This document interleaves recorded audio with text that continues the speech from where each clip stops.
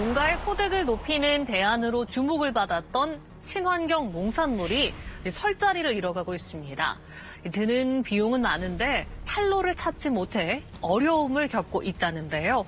환경을 생각하고 건강을 생각하는 현대인들, 친환경 농산물에 관심도 높아지고 있습니다. 그런데 고정 판로를 찾지 못해 친환경 농산물 재배 농가들은 오히려 줄어들고 있습니다. 이 친환경을 하게 되면 기본적으로 제초제를 못 치게 돼 있습니다. 잡초를 다 이제 손으로 관리해야 되고 예초기를 돌려야 되거든요. 그런 어려움이 사실 있어요. 근데 그런 거를 무릅쓰고 하는 거에 대해서 농가들한테 보조는 사실 소득이잖아요. 농림수산식품부의 자료에 따르면 2014년보다 친환경 농업을 하는 농가나 땅이 줄어들고 있는 상황입니다. 이런 친환경 농업의 정체 현상은 친환경 농업인의 소득 감소는 물론 환경 보전에도 영향을 미치고 있습니다. 건강을 지키는 첫 번째 단계는 식재료에 대한 관심을 기울이는 것이 아닐까 합니다.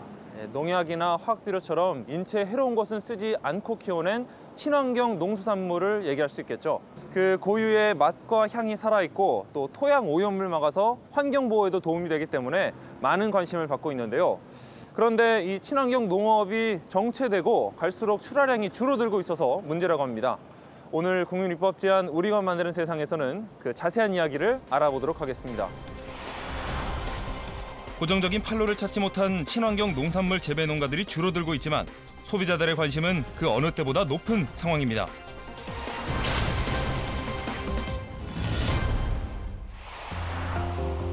친환경 농법으로 키워내 맛도 영양도 더 우수한 먹거리들.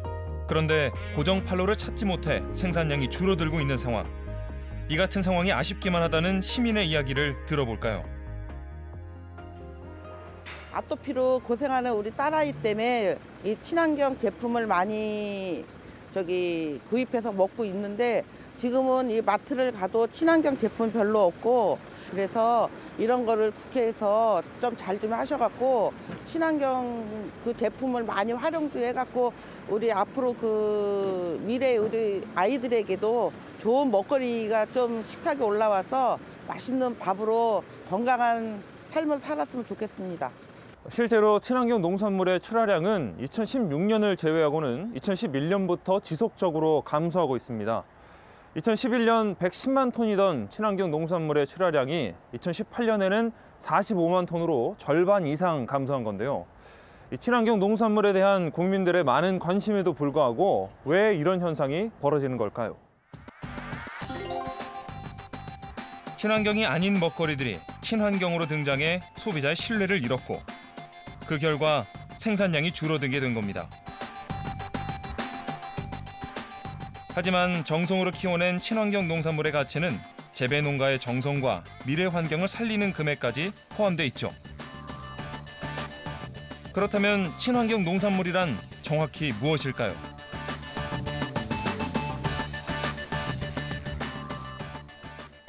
환경을 보존하고 소비자에게 안전한 농산물을 공급하기 위하여 농약과 화학비료 및 사료 첨가제 등 합성 화학 물질을 사용하지 않거나 최소량만 사용해서 생산한 농산물을 친환경 농산물이라고 얘기합니다. 친환경 농산물도 화학비료의 사용에 따라 구분이 나뉜다는 걸 아십니까? 그리고 친환경 농산물 인증제도는 유기농 인증제도와 무농약 인증제도로 나뉩니다. 유기농 인증제도는 농약과 화학비료를 전혀 사용하지 않고 재배하는 친환경 농산물이고요. 무농약 인증제도는 농약은 전혀 사용하지 않으면서 화학비료는 권장 시비량의 3분의 1 이하만 사용하도록 하는 제도입니다. 친환경 농산물을 소비하는 사람들도 이런 정보들을 잘 아는 것이 중요해 보입니다.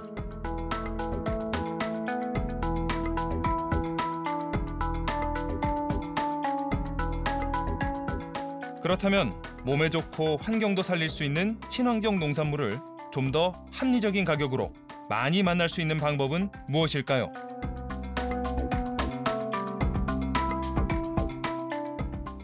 친환경 농산물을 공급하는 전문 매장 같은 안정적인 판로가 마련돼야 합니다. 인증된 친환경 농산물을 판매하는 곳은 건강을 생각하는 소비자들에게 인기가 아주 높습니다. 그런데 현재는 이런 친환경 농산물 매장의 수가 많이 부족한 상황입니다. 요즘은 건강에 관심들이 많으셔서 유기농 제품을 많이 선호하고 계십니다. 재배농가와 소비자 모두가 윈윈할 수 있는 고정 판로 개척, 해결 방안은 없을까요? 학교 급식에서 친환경 농축산물 비율이 60% 가까이 확대될 전망입니다. 학생들의 건강 증진과 친환경 농업의 활로를 모색하기 위한 것으로 합리적인 가격으로 친환경 농산물을 공급 판매하기 위해서 지자체의 경우 학교 급식 등의 친환경 농산물을 공급하는 비율을 늘리고 있는 해결책을 내놨습니다. 경북의 경우 학교 급식용 친환경 농산물을 사용할 경우 지원금을 2015년 200억 원에서 2018년 275억 원까지 늘렸습니다.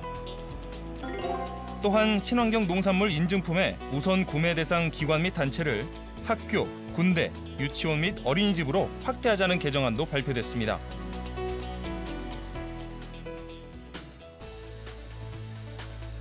일부 지자체에서는 건강한 먹거리가 필요한 임산부에게 친환경 농산물을 지원하는 등의 제도를 시행하고 있습니다.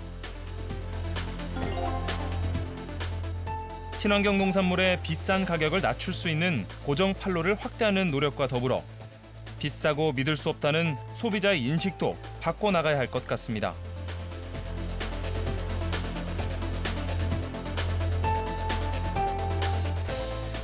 친환경 농산물 전반에 대한 인식 전환이 필요하다고 생각됩니다. 잔류농약 검출 유무에 따른 결과 중심적인 사고방식보다는 친환경 농업 전반이 환경에 미치는 영향이나 산지 유통 방식의 차이점들에 대해서 좀 더 집중할 필요가 있습니다. 친환경 인증 제도는 저희가 믿을 수 있는 제도이고요. 뭐 여러 가지 이때까지 그 친환경 인증에 대한 뭐 각종 안 좋은 뉴스 이런 게 있지만 지금 봐서는 굉장히 관리 강화가 굉장히 철저하게 이루어졌기 때문에 믿고 소비자분들이 섭취를 하셔도 전혀 이제 문제가 없고요.